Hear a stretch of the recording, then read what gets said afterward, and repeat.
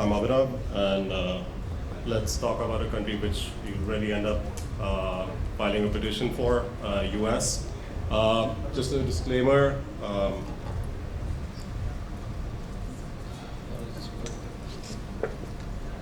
The information provided on this presentation is for informational purposes only and is not intended to constitute legal or securities advice. So about Golden Gate Global, we are headquartered in San Francisco and we have offices in Chicago and New York City and also in Brazil, and we are in the process of opening an office in Dubai. We've been in the EB-5 industry for over a decade. We've raised around $650 million. A lot of investors have already received their green cards, and we've also repaid capital to over 300 investors. We are not just an EB-5 firm. We have a private equity affiliate. We do real estate raises, non-EB-5. We have $400 million under management in that. We also do wealth management and investment properties in the United States, in the state of California. Just a quick review of the EB-5 visa process. So the process starts by filing an application for a conditional green card. This is after you make an investment of $800,000. After that, it takes about anywhere from 18 to 24 months on an average to get an approval. Post that, either if you're in the United States, you adjust status. If you are outside of the United States, you go for consular processing. Once you go for your consular processing, you receive a conditional green card, which makes you a permanent resident of the United States. It takes about, in 2 years' time, you file for removal of conditions, and then you get your money back. So it's typically in the form of a loan to a developer, and a 5-year loan term, after which you get your money back, subject to fulfilling a few conditions. 2027. There, for the first time, there's a grandfathering clause, which means initially the program did not have any protections for existing investors, not in writing. So now anyone who files any application prior to September 30th, 2026, whether the program exists or not, you have the protection and your applications will be processed. The minimum investment amount for a targeted employment area, which tends to be areas of high unemployment, is $800,000, and for non-targeted employment areas, it's $1,050,000.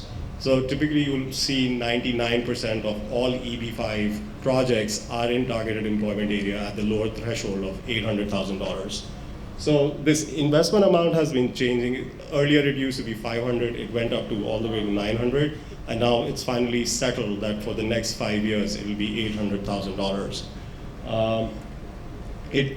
Now the biggest change that has happened in this law is that it allows for concurrent filing of adjustment of status, which means that earlier people had to wait to get an approval, then file an application for adjustment of status to actually receive the physical green card. Now they can do so along with the primary filing of the application, which saves a lot of time. So another good part about this new act, the Reauthorization Act for EB-5, is they're bringing a lot of transparency to the process. There have been some unfortunate incidents where people were not honest about their role in the EB-5 industry.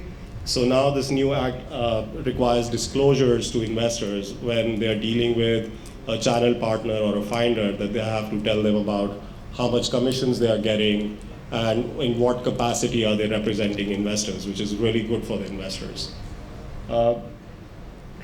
USCIS, which is the federal agency that conducts immigration in the United States, they've put in a mandatory site visit to check out the projects and make sure that no frauds are happening, and they're required to do so annually.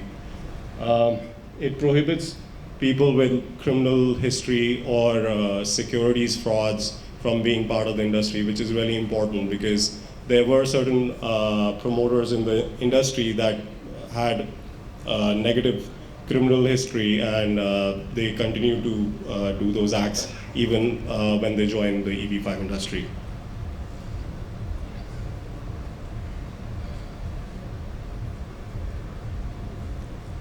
So the biggest impact of increase in the investment amount to 800,000 for Indian investors is, the first thing is you have to not only document your investment of $800,000, but there are fees and other things associated with it which also have to be documented.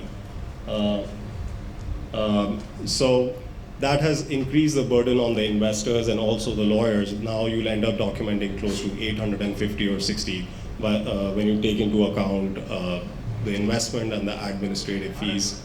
Then there's a requirement to produce tax returns for the previous 7 years. It used to be 5 years. And then I guess the biggest hurdle for Indian investors has always been remitting funds outside of India. Typical model used by Indian investors has been using the liberalized remittance scheme of RBI, which allows 250K. But now with the increase in the investment amount of close to 900,000, it really has to be structured in a manner which is, which will not get you in trouble with the Indian authorities. So it could mean that you are taking advantage of March and April change of financial year to make that investment. And but I really advise that you work with financial advisors, because there are certain things that may prohibit you from combining your family limits to make an investment in a single person's name. So that is something that really needs to be taken into account before filing an EB-5 application. Yeah, so I guess I feel like the burden on investors, especially in countries like India where the currency is declining with the global, whether be it war or pandemic. So the burden of filing an EB-5, the financial burden has clearly increased, and then couple that with LRS limits. So it's a very select segment in the Indian market that can now really do this. But the biggest thing is the biggest market, India is one of the biggest markets for EB-5 because Indians file second highest number of student visa applications for the United States and the highest number of H-1B visa applications. Now the trouble with that is, obviously kids are smart, they graduate, H-1B is a lottery. So there are only 85,000 visas available, but every year 2.5 lakh applications are filed. So someone who's graduated from a good university lands a job and then finally realizes that they can't work anymore in the United States because they did not make the visa lottery. So pretty much that has been a very focused market for EB-5.